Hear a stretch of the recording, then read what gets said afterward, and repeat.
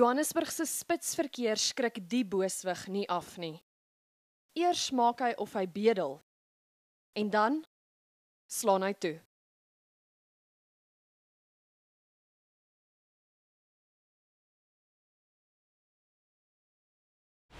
Bære waardevolle items soos jou handsak binne in jou motor se bagasiebak.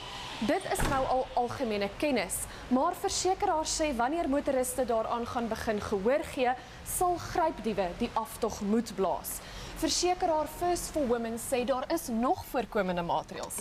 Maak byvoorbeeld seker jou motor se venster is op 'n skreefie oop.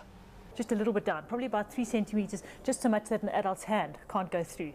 It apparently makes the glass a bit more flexible, so less likely to break in a smash and grab. That's the one thing. The other thing, which is probably the most fail-proof one, is to put to tint your windows. I mean, that has a benefit of making it more difficult to see what's in your car and also making it more difficult to break. And if it does break, it breaks into little pieces that are not going to cut you. Sy motoriste moet bewus wees van hulle omgewing, veral by kruisings en op- en afritte.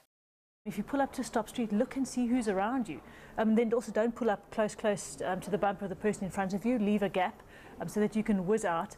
But also keep checking in your rearview mirrors. You know, you are out there, you do need to keep aware. And also when you go home, make sure you're not followed. There definitely seems to be a rise in smash and grabs at the moment and also in hijacking. So alertness is always critical. And if you have any inkling of danger, don't take a chance, go around the block, go to the police station, all of those old adages. Wanneer jy wel geteiken word, beveel sy aan dat jy nie terugveg nie. Besittings kan vervang word, maar 'n lewe nie. Daniela van Heerden, Unies, Johannesburg.